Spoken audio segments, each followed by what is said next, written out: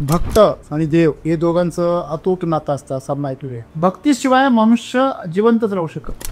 भक्त म्हणजे जोडलेला आणि विभक्त म्हणजे तुटलेला वेगळा.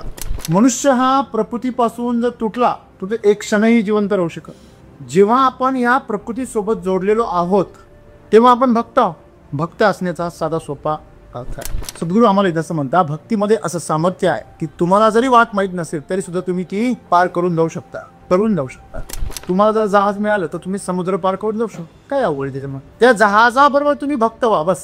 तुम्ही जहाजापासून जर मधीच विभक्त राहिले तर काय होणार? बुडणार का नाही मरणार समुद्रामध्ये. शरीराची एक अवस्था आहे पहिले, त्या शरीराच्या अवस्थेतून पलीकडे जायचं म्हणजे काय? शरीराच्या कामना वासना असतील, मनाच्या कामना असतील, ज्या दोघांच्याही पलीकडे जायचं आहे तर तुम्हाला कुठल्या तरी साधनाची गरज आहे. नाहीतर पटकन हे शरीर तुम्हाला जड बनले. या शरीराच्या आणि मनाच्या तुम्ही जेव्हा बाहेर जाता पुढे तेव्हा तुम्हाला मिळणारा जे स्वातंत्र्य आहे, जो आनंद आहे, तो असा गंध पावडर लावून येणारा जो चेहऱ्यावरचा चमक आहे तेवढा कमी नसतो, तो भयंकर असतो, तो आतून असतो. आज मला सांगा, तुमच्या जीवनामध्ये तुम्ही बऱ्याच गोष्टी बळजबरीने मजबुरीने नाही करता. जो पण तुमच्या जीवनामध्ये मजबुरीने करणाऱ्या गोष्टी आहे तोपर्यंत तुमचं जीवन स्वर्ग नाही, नरक आहे. म्हणजे आम्ही ज्याच्याशी जोडलेलो आहे ती एक शक्ती तयार. मग ती जी शक्ती आहे ती शक्ती तेव्हाच काम करते जेव्हा तुम्ही जोडलेले असता. तुम्हाला वाट माहीत असायची गरज नाही. जेव्हा तुम्ही एखाद्या साधनामध्ये बसमध्ये बसता, रेल्वेमध्ये बसता किंवा एखाद्या विमानात बसता तेव्हा तुम्हाला वाट माहीत असते का? वाट पाहणं माहिती असते ड्रायव्हरला, तो बरोबर तिथे नेऊन पोचतो. आणि म्हणून आम्हाला कोणाशी तरी जोडणं गरजेचं आहे. जीवनामध्ये आम्ही कोणाला तरी समर्पित होणं गरजेचं आहे. प्रेमामध्ये आपण कुठल्या तरी कशावर तरी कोणावर तरी असं असतं प्रेम. भक्ती मात्र अनियंत्रित असते. ही सगळ्यांवर असते. सगळ्यांवर प्रेम, सगळ्यांची काळजी. जेव्हा तुम्हाला सगळ्यांची काळजी वाटायला लागते ना तेव्हा तुम्ही भक्त झालेले असता. माझं बोट जर म्हटलं लहान बाळाला, ते बाळ म्हणतं नाही पप्पा तुम्ही धरा, तुम्ही पकडा. तुम्ही का म्हणजे मी धरलं तर माझा एवढीशी ताकद आहे, माझी ताकद कमी पडेल, कदाचित माझा हात, तुमचं बोट माझ्याकडनं सुटून जाईल. पण तुम्ही जर माझा हात धरला तर तुम्ही माझा हात कधी सोडणार नाही. कसं आहे, परमेश्वराला आपला हात धरायला लावायचं, हे तुझं आहे, त्याला समर्पित करून टाकायचं. आणि म्हणून असीमित जे प्रेम आहे, असीम अशा ह्या सृष्टीसाठी, या प्रकृतीसाठी, या माझ्या सर्व सजीव सृष्टीसाठी, ब्रह्मांडासाठी मी माझं जीवन समर्पित करतो.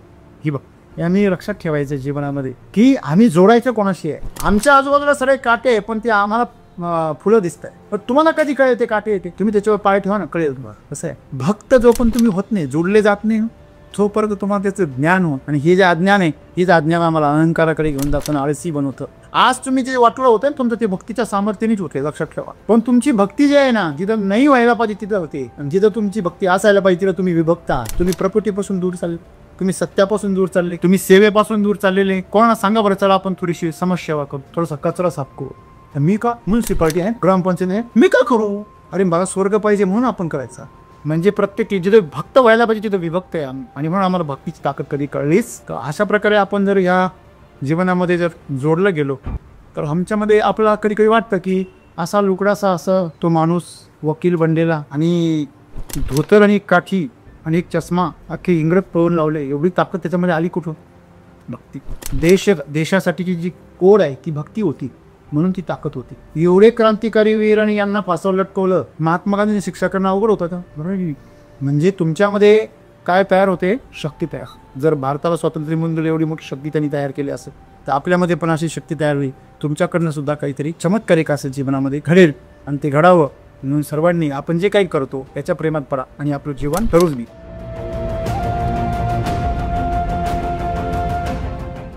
भक्तीमध्ये असं कोणतं सामर्थ्य आहे की आपल्याला माहीत नसलेल्या वाटेला सुद्धा ते तरुण औषध.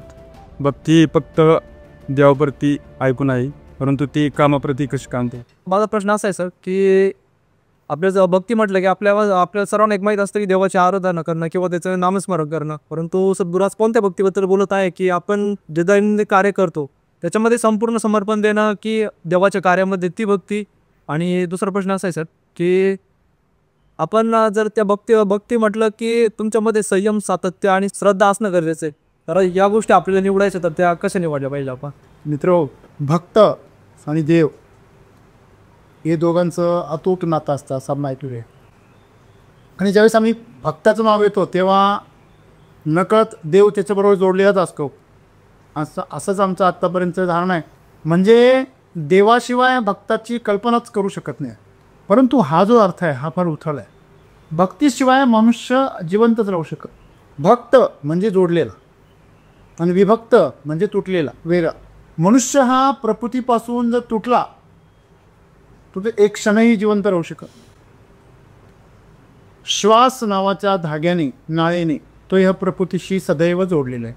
जेव्हा तो आईच्या गर्भातून बाहेर येतो तेव्हा तो नाळेने जोडलेला असतो. त्याला गर्भामध्ये सर्व पोषण हे आईच्या नाळेतून मिळत असतं. जेव्हा तो बाहेर येतो तो स्वतःचं पोषण स्वतः घेण्यासाठी सुरुवात करतो तेव्हा पहिलं पोषण तो श्वासाचं. मुलाने जर श्वास नाही घेतला तर डॉक्टरचा श्वास गुदमरतो. त्याच्यामध्ये एखाद्या पात्र लागण्याची शक्यता असते. जेव्हा आपण या प्रकृतीसोबत जोडलेलो आहोत तेव्हा आपण भक्त आहोत. भक्त असण्याचा साधा सोपा अर्थ आहे. घार हिंडते आकाशी जीव तिचा पिलापाशी. त्या पिलाशी ती त्या भावनेने, मातृत्वाच्या भावनेने सतत जोडलेलीच असते. त्या पिला माहीत असो अगर नसो. जेव्हा आई मुलांना खेळायला सोडते तिचं सतत लक्ष असतं. किचनमध्ये जाऊ, हॉलमध्ये जाऊ, कामाला जाऊ, तिचं सारखं लक्ष असतं की बाळ कुठे आहे, कसं आहे. ते बाळाला काय माहिती नसतं. तसा परमात्मा हा सदैव आमच्या सोबत आहे. तो सदैव त्याचं लक्ष आहे आमच्यावरती. परंतु बाळाला काही कल्पनाच नाही आहे. हे बाळ जे आहे ते मनुष्यरूपी बाळ ते स्वतःचं एक वेगळं अस्तित्व निर्माण करण्यासाठी धडपड करत आहे. तर त्याला हे माहितीच नाही आहे ह्या परमाशा या अस्तित्वाचा एक छोटासा अंश आहे. मला सांगा, तुमच्या शरीराबरोबर हे बोटं असतील, हे हात असेल, हे नाक कान डोळे असतील, हे सगळे इंद्रिय काय राहिले, भक्त आहे. जर या शरीरापासून ते जर विभक्त झालं तर काय होईल, त्याचं मृत पावे, तो अवयव निकामी होईल. बरोबर. तसंच आम्ही जेव्हा प्रकृतीपासून अलिप्त होतो आम्ही पण निकामी होऊ. मग एक लौकिक अर्थाने एक अलौकिक अर्थ. लौकिक म्हणजे साकार, भौतिक, जो तुम्ही अनुभवू शकता. आणि एक अलौकिक म्हणजे निराकार, ज्याला तुम्ही अनुभवू शकत.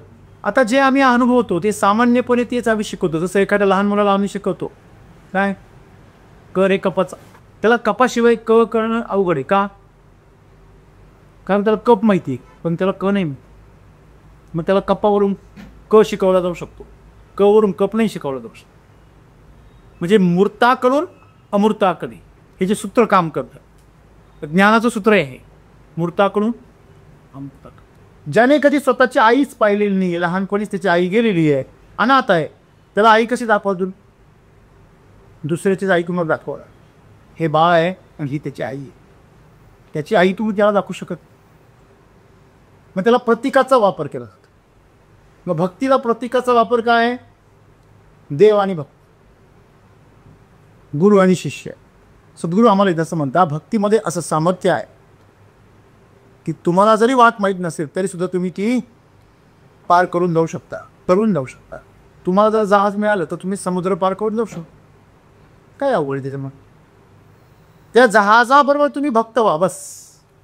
तुम्ही जहाजापासून जर मधीच विभक्त राहिले तर काय होणार? बुडणार आणि मरणार समुद्रामध्ये. हे जीवन जे आहे ना, याला भवसागर असं म्हटलेलं आहे. एक आपल्या अवतीभोवती असलेला भावनांचा एक समुद्र आहे. त्या समुद्रामधून आपलं जीवन पार न्यायचं आहे. बघा, शरीराची एक अवस्था आहे पहिली. त्या शरीराच्या अवस्थेतून पलीकडे जायचं म्हणजे काय? शरीराच्या कामना वासना असतील, मनाच्या कामना असतील. ह्या पहिलं शरीराचं एक वलय आहे, दुसरं तुमचं मनाचं एक वलय आहे. या दोघांना पलीकडे, ज्या दोघांच्याही पलीकडे जायचं आहे तर तुम्हाला कुठल्या तरी साधनाची गरज आहे. नाहीतर पटकन हे शरीर तुम्हाला जड बनले, हे शरीर तुम्हाला तुमच्यामध्ये वासना निर्माण करेल, हे शरीर तुमच्यामध्ये मोह निर्माण करेल, ममत्व निर्माण करेल, हे मन तुमच्यामध्ये कामना निर्माण करेल, चिंता निर्माण करेल, भय निर्माण करेल. एवढं सोपं नाही. याला भेदून जायचं म्हणजे सोपं आहे का? नाही. अनंत जन्मापासून अनंत जीव याच्यामध्ये गुरफटलेले सगळे साधू संत पलीकडे जाऊन आम्हाला हाक मारताय, बाबांनो इकडे बघा. नक्षलवाद चांगला आहे का? आतंकवाद चांगला आहे का? नाही. या जगाला, या देशाला त्याच्यापासून काय पाहिजे? सुटका. जी माणसं नक्षलवादाला स्वतंत्र युद्ध समजताय आणि आतंकवादाला धर्म समजताय की मी आमचं धर्माचं पालन करतो, ती माणसं अज्ञानी आहेत. हे त्यांना कधी कळेल? जेव्हा त्याला ज्ञानाची अनुभूती, कसाबला जेव्हा आणलं तेव्हा शेवटच्या मृत्यूच्या त्याच्या फाशीच्या अगोदर त्याचा कबुली जबाब जो घ्यायचा होता, तेव्हा तिथला जे अधिकारी होते, पोलीस अधिकारी, त्यांनी विचारलं त्याला की तू का करतो हे सगळं, कसं करता? म्हणे माझे सगळे मित्र, माझे सगळे साथीदार जन्नतमध्ये गेले. जेव्हा त्याला त्या शवागृहामध्ये आणलं आणि तिथं छिन्न विछिन्न पडलेली त्याचे सगळे साथीदार त्याला दाखवले, त्यांचे मृतदेह दाखवली. हे बघ तुझ्या साथीदारांची जन्नत, असं म्हणतात की त्याच्या डोळ्यातून डोळ्यात पाणी. म्हणजे आम्ही स्वर्गाला नरक करतोय आणि जन्नत म्हणजे स्वर्ग कुठेतरी दुसरीकडे शोधतोय. जेव्हा तुम्हाला स्वर्ग दुसरीकडे कुठेतरी असं दाखवलं जातो तेव्हा आहे त्याला तुम्ही नरक बनवता. हे दाखव, बरोबर आहे ना? समजा वडिलांनी जर एखाद्या मुलाला समजा एखादा ड्रेस आणला, आई वडिलांनी मुलीला ड्रेस आणला आणि तिने तो घातला किंवा त्याने, आणि ते जर म्हटलं शाळेत गेला किंवा बाहेर फिरायला गेला, कुणीतरी म्हटलं काय ड्रेस घेतलाय तुम्ही, गमतीने म्हटलं असेल, तर घरी येऊन नंतर मला नाही ड्रेस आवडत. जर मम्मी पप्पा म्हटले जाऊ दे तुला नसेल आवडत तर बदलून आणू, तो लगेच काढून फेकून देतो. पण मम्मी पप्पा म्हणले मिळाला आहे तो घाल, नाही तर परत वर्ष दुसरं काहीच मिळालं नाही, तो बी परत करून टाक, तो काय तुने नाही चांगला आहे. ही मनाची आणि शरीराची काय सवय. तुम्ही घरामध्ये गेले, तुम्हाला भूक लागलेली आहे, इतकी भूक लागलेली आहे की तुम्हाला काही जरी मिळालं तरी तुम्ही खाणार आहे. त्यावेळेस तुमचं मन हे नाही म्हणत हे चांगलं आहे का वाईट आहे, फक्त मिळू देत.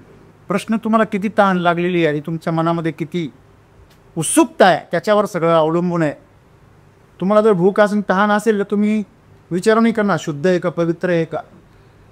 पण जेव्हा सगळं भरलेलं असतं तेव्हा काय केलं, म्हणजे भूक नसते तेव्हा विचारतात लोक काय केलं जेव्हा. जेव्हा भूक असते तेव्हा झालं गुजा बघा आलो. म्हणजे हा फरक आहे बघा.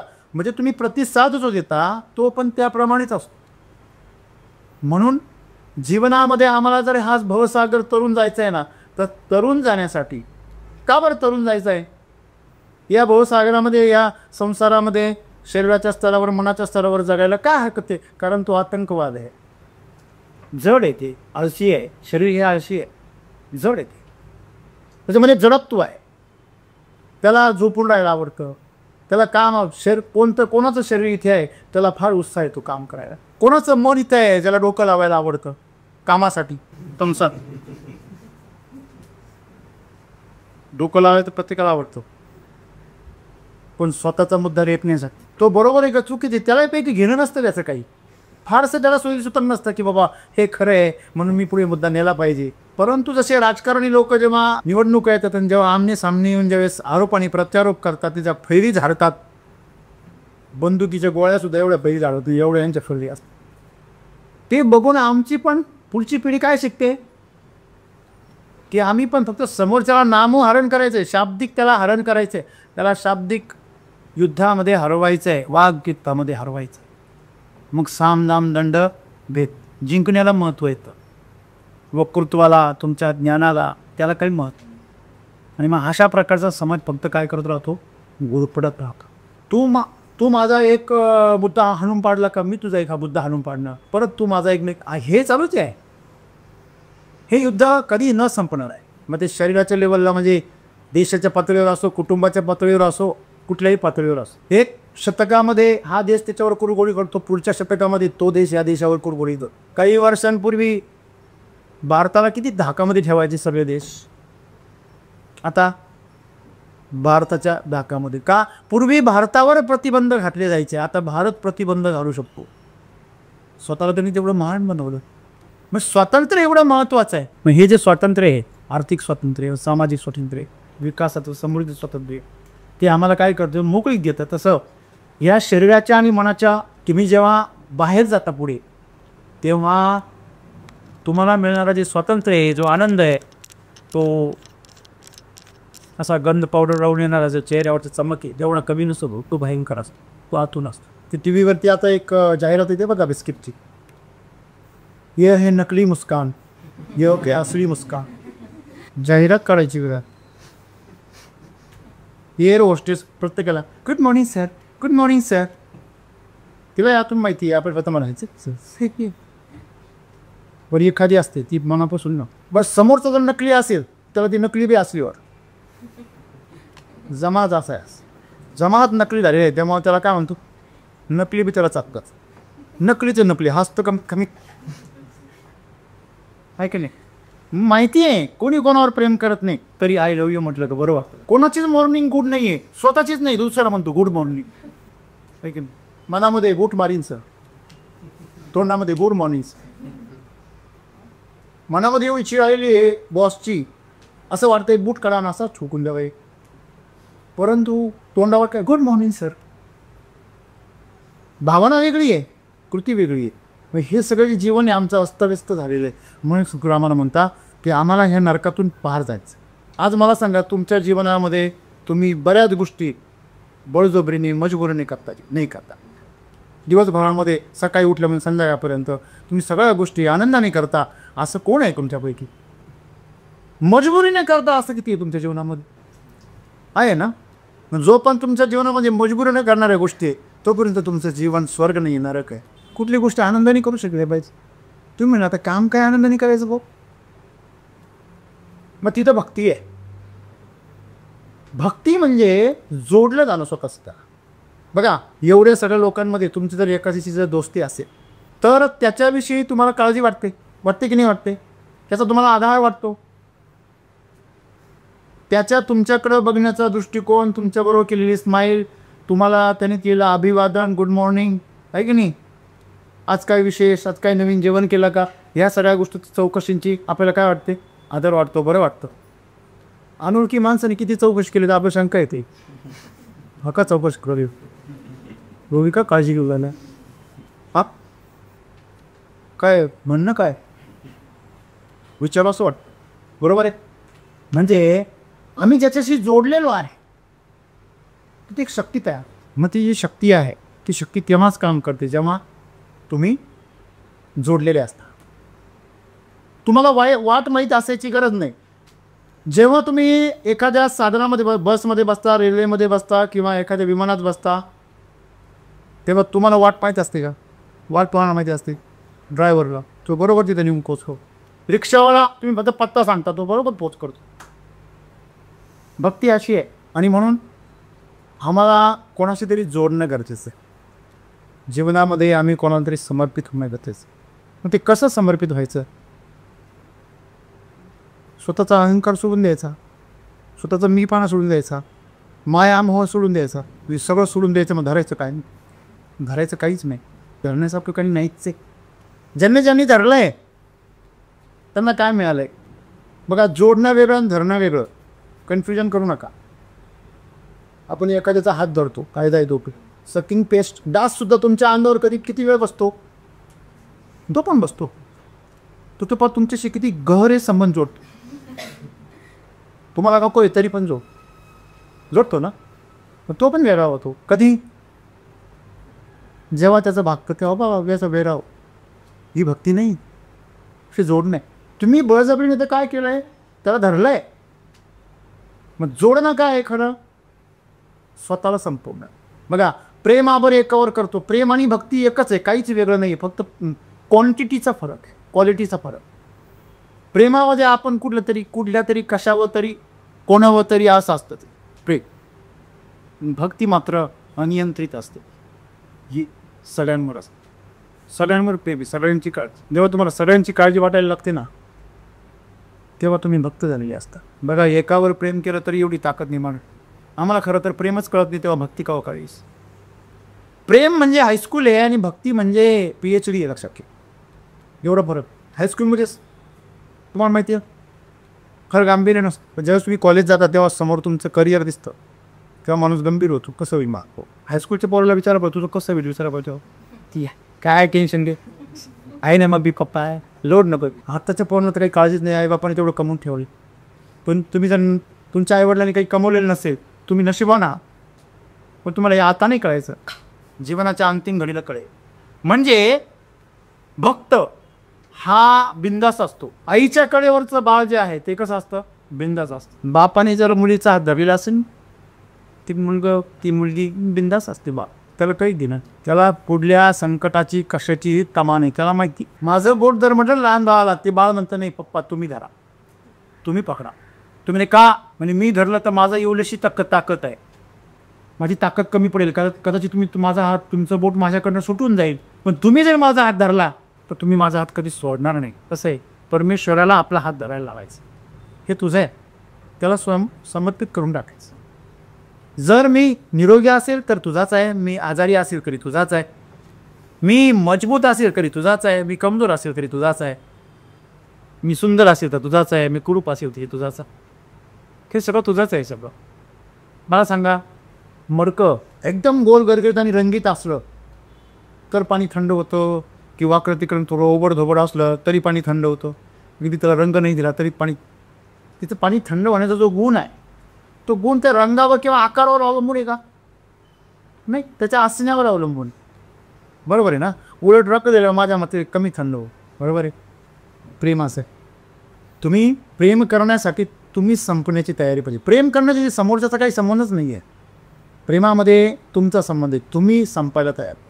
असं वाटलं तुम्हाला इथं मी मेलो तरी चालेल, याच्यासाठी काही प्रॉब्लेम नाही. म्हणजे व्यक्ती असेल, वस्तू असेल, काम असेल, काही पण असेल, त्यासाठी तुम्हाला मरावं असं वाटत असेल, हिचंच माझं अख्खं आयुष्य याच्यामध्ये समर्पित झालं पाहिजे असं वाटलं की ते प्रेम आहे. लक्षात. आणि मग भक्ती काय आहे? भक्ती, प्रेम जसं एकाबरोबर तशी भक्ती सर्वांसाठी. मी माझ्या परिवारासाठी काही पण करायला तयार आहे, प्रेम आहे. माया मोह पण आहे, एकच आहे ते सगळं. जेव्हा तुम्ही प्रेमाला बांध घालता तेच माया मोह. आणि म्हणून असीमित जे प्रेम आहे, असीम अशा ह्या सृष्टीसाठी, या प्रकृतीसाठी, या माझ्या सर्व सजीव सृष्टीसाठी, ब्रह्मांडासाठी मी माझं जीवन समर्पित करतो. ही भक्त असलेला माणूस पाऊलसुद्धा जपून टाकतो. का? माझी धरती माय आहे, तिला आघात नको रे. एवढा बारीक विचार कर. मांजर पिला पकडते, बाप लागू देते का? कारण काय? भक्ती आहे, प्रेम आहे. बरोबर आहे. आणि म्हणून मित्रांनो, तुम्हाला जर तरुण जायचं असेल, समजा तुम्ही जे काही करता, आता जे काही करता, कार्य तुम्ही करा. कामामध्ये भक्ती कशी करावी विचारलं होतं. कामामध्ये भक्ती कशी करावी? त्या कामावर प्रेम करावं, त्या कामाच्या प्रेमात पडावं, त्याच्यातून मिळणाऱ्या फळाचा नाही. मला जर दुसऱ्याला जर शिकवायला आवडतंय तर मला किती पगार मिळतोय मला याच्याशी काही फरक पडत. मला जर खेळ खेळायला आवडतोय तर मग त्या खेळामध्ये मी किती पैसा कमवतो याची मला काही घेणं. मला जे काम करायला आवडतं त्या कामामध्ये मला मिळणारं जर फळ आहे त्याच्याशी मला घेणं नाही. मला त्या कामावर माझं प्रेम आहे, त्याच्यावर मी जोडलेलो आहे. आपण त्या प्रेमाबरोबर जोडलं जातो. ते आपल्याशी जोडलेलं असो अगर नसो, आपण त्याच्याशी जोडलेलं असतो. मग असं जर भक्त तुम्ही झाला कशाशी, अगदी एखाद्या वस्तूवर तुम्ही प्रेम करा, ही वस्तूसुद्धा जिवंत होऊन, प्राणी तर फार लांबची वस्तूसुद्धा जिवंत हो. तुम्ही घरी एखादी वस्तू वापरता, तुमची नेहमीची वापरता की नाही, तिच्याबरोबर सुद्धा तुम्हाला लढा होतो की नाही. मग एनर्जीचं बॉन्डिंग आहे, सर्वांमध्ये एनर्जी आहे. मग ती एनर्जी आम्हाला बांधून ठेवतं आहे. बरोबर आहे. दोन पाण्याचे थेंब शेजारी आणा, काय होतं? आपोआप एकत्र काही वेळात. मग पाण्याचे थेंब एकमेकाला ओढता, त्याच्यामध्ये काहीतरी आहे ना, तसं आम्हाला सुद्धा कुणीतरी बांधून ठेवतं. मायेने, प्रेमाने आमच्यावर त्याची कृपा आहे. म्हणून ही जी भक्ती आहे, या भक्तीमुळेच आज आमच्यामध्ये ताकद येते. बरोबर आहे. एक जर तुम्ही समजा साधे सिंपल गोष्टी बघा, एखादा मुलगा आहे, काल मी ते एक बातमी बघितली, घोड्यावर तो फिरत होता, काहीतरी रील आहे त्याचा.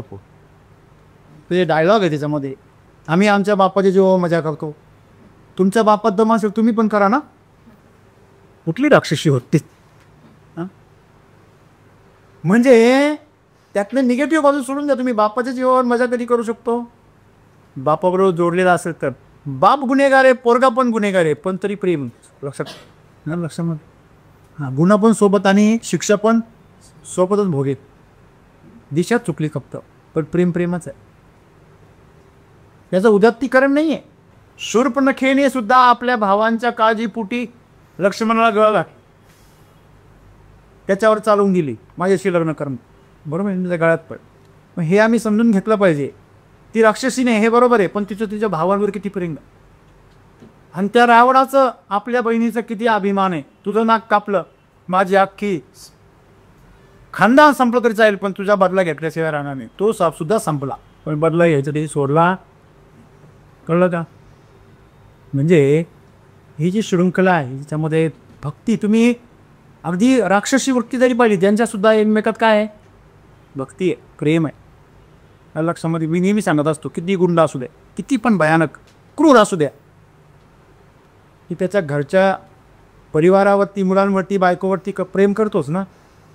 कधी तर पण गोळ्या घालतो का? तिथं हत्यार काढतो का तू?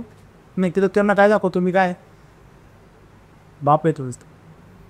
कळलं का तुम्हाला? म्हणून भावना जी आहे ती भक्तीचा आधार आहे.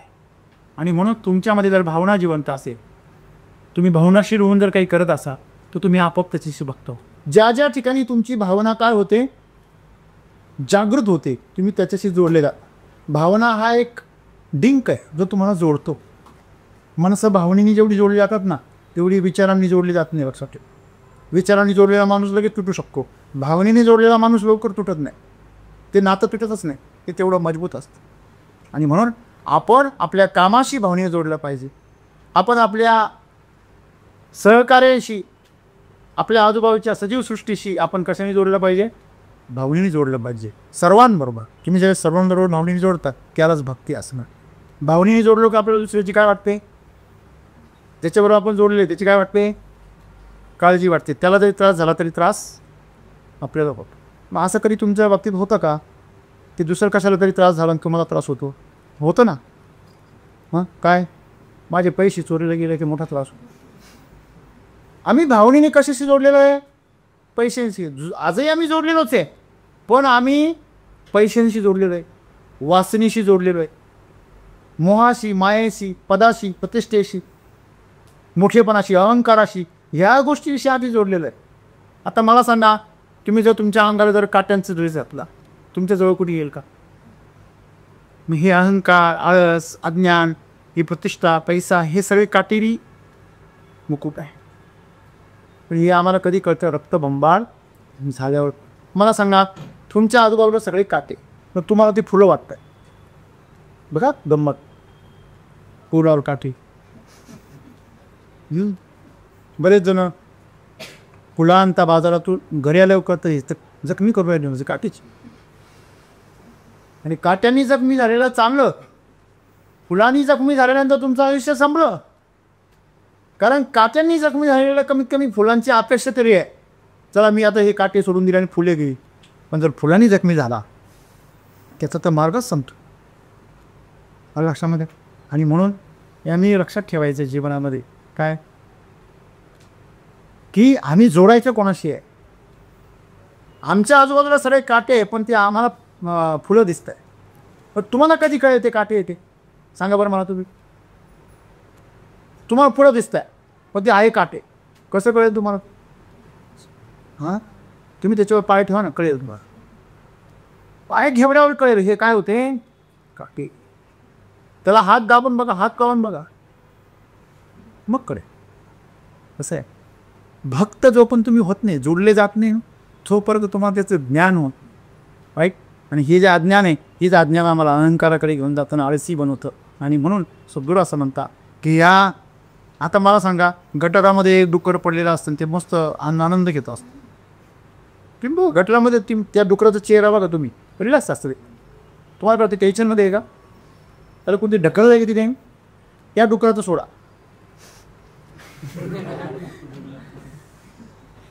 दोन पेक मारल्यावर दोन पायाचं पण पडतात तिथे, ते पण मस्त असतं एकदम. आजूबाजूचे असे करतात ते कथात why why this I am okay.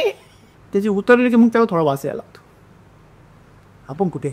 मग आज साधू संतांना आम्ही जे दिसतो ना, ते अशा अडचणीत दिसतो. सागरामध्ये गटनाळ खाताना दिसतोय, दुःखी दिसतोय. काही कारण नाही दुःखी व्हायचं, काही कारण नाही तुम्ही एवढं तडफडण्याचं, काही कारण नाही तुम्ही धावपळ करण्याचं, काही कारण नाही तुम्ही एवढं अस्तव्यस्त एवढं चंचल होण्याचं काही कारण नाही. तुम्ही आहे तिथे स्वर्ग आहे, आहे तिथे आनंद आहे तिथे तुम्ही मुक्त आहे.